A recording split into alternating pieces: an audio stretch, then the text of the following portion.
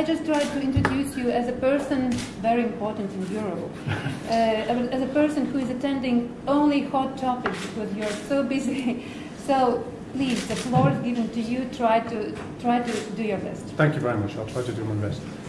Good afternoon, everybody. I'm going to speak in English, but with some assistance from Sandra. Firstly, thank you for inviting me to come to Riga. This is my first time in Latvia, and it's a privilege to be here. I wish I could stay for longer, but unfortunately, I have to go back to Brussels. But I hope to come back another day in the future. You want to translate? Okay. Very briefly, I represent the pharmaceutical group of the European Union, which is the association which represents community pharmacists principally, but many other kinds of pharmacists in Europe.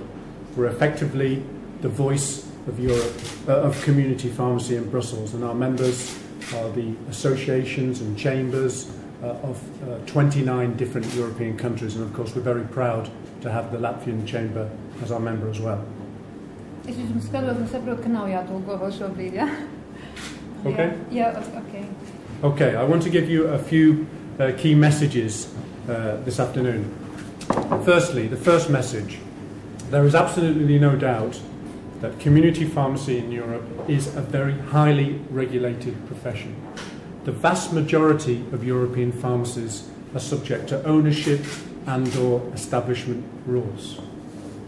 Second point, even in those countries where there aren't ownership restrictions, still there is a proportion of independence, and the vast majority of pharmacies in Europe are pharmacist-owned. In many ways, you can say that the independent pharmacy model is the European model.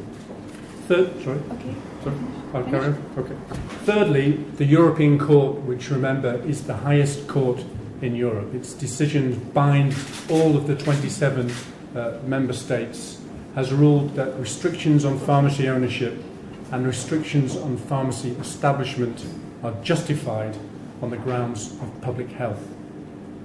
And finally, pharmacy policy, because of the growing importance of pharmacists in our health system, is a key area. It's an area of growing importance, and for that reason it's fundamentally important that our pharmacy policy ensures the highest possible professional standards. Farmācijas nozara ir ļoti stingri ierobežota, reglamentēta nozara Eiropā, un šobrīd lielākā daļa aptieku vecajā labajā Eiropā pieder profesionāliem farmaceitiem, ja mēs skatāmies uz Eiropas aptieku karti. Un kas ir interesanti, ka arī tajās valstīs, kur likumdošana ir liberalizējusi aptieku tirgu, arī šajās valstīs liela daļa aptieku tomēr pieder farmaceitiem. Ļoti liela loma šobrīd ir Eiropas tiesai, kas faktiski ir pēdējā laikā izskatījusi un vada visu šo aptiekas īpašumu tiesību un izvietojuma kritēriju konfliktu momentus un liberalizācijas situācijas, un faktiski ir attaisnojusi šos ierobežojumus pie tā nosacījuma, ka tas viss ir iedzīvotāju veselības labā. Okay. Now, it's true that if we go back 10 years, there were a considerable drive towards liberalisation of pharmacy systems. What I want to show you from these slides is that that situation has now stabilised. And apart from one exception, Sweden, which is exceptional for reasons I'll describe in a while, there are currently, to our knowledge, no plans in any European Union country to remove pharmacy restrictions. I'll show you briefly how they exist. These are countries where only pharmacists are permitted to own pharmacies. We have Latvia in green on the basis of the new Pharmacy Act if it comes into force next year.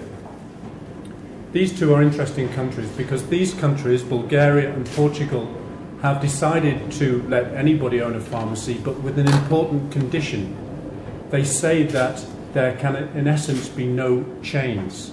In pharmacy, you're only allowed to own in Portugal, you're only allowed to own 4 pharmacies, and there is no vertical integration. Wholesalers are not permitted to own pharmacies.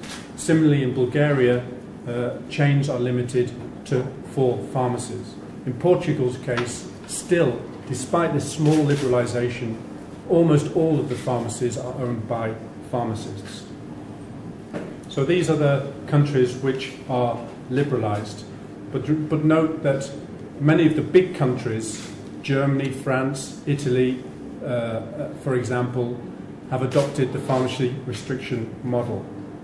Now, if we add establishment criteria, sorry, I'll go back. Establishment criteria are here faded out.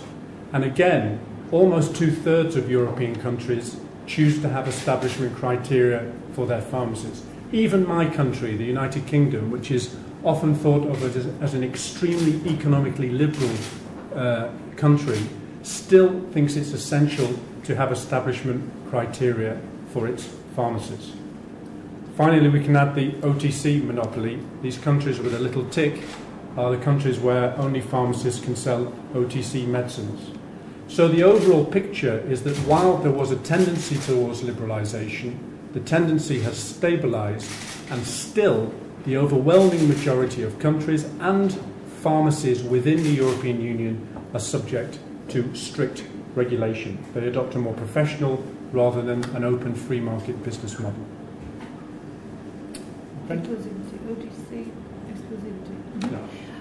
Tātad šī ir Eiropas aptieku geogrāfija jūs priekšā. Zaļā ir Eiropa, kur ir ierobežota, kur likumdošana nosaka tikai farmaceitam drīkst piederēt aptieku. Interesanti ir tas, ka zaļo aptieku, zaļo valstu ir varbūt ne vairāk, bet viņas ir lielākas. Tās ir visas vecās lielās Eiropas valsts, kā jūs redzat, visa centrāla Eiropa. Nākamā bilde ir oranža. Šeit ir tikai divas valstis, kas ir īpatnējas, un tās ir Bulgārija un Portugāla. Īpatnējas ar to, ka tirgus pēc būtības ir liberāls, taču ar ļoti svarīgiem ierobežojumiem. Un proti, Portugālē ir noteikts, ka nav atļauta vertikālā integrācija, un abās šajās valstīs ir noteikts, ka nedrīkst būt ķēdes. Tātad tirgus ir liberāls, bet ne ķēdes. Un ķēžu ierobežojums ir 4 aptiekas, tāds limits. Starp citu, izskatās, ka cipars 4 ir diezgan raksturīgs Eiropai, jo arī citās valstīs tieši 4 aptiekas ir noteikts kā minimums.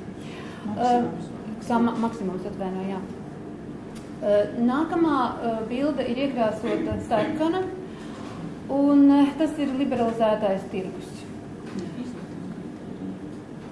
Tad mēs redzam, ka ir vēl viens ierobežojums Eiropā, ne tikai Eiropā, arī pasaulē, un tie ir aptieku izvietojuma kritēriji, kuri faktiski arī lielā daļā Eiropas valsts eksistē. Ar to mēs saprotam ģeogrāfiskos un demogrāfiskos kritērijus, kad valsts nosaka, cik tālu aptieka drīkst atrasties viena no otras. Tie ģeogrāfiskie kritēriji un demogrāfiskie, kādam ir jābūt minimāliem iedzīvotāju skaitam, lai varētu atvērt jaunu aptieku. Tātad, cik būtu tas faktiski arī optimums, ko vajadzētu apkalpot vienai aptiekai. Tāda eksistē ļoti daudzās valstīs, un ar melnajiem ķeksīšiem jūs redzat iezīmētas tās valstis, kur OTC, tas ir over the counter, kas nozīmē latviešu valodā pēcrecepšu zāles, drīkst izplatīt tikai caur aptieku tīklu, nevis benzīna tankos un nevis lielveikalos un kādās citās vietās. Thank you. Sorry. So, turning to the countries in green are the countries where there are laws protecting independent pharmacy.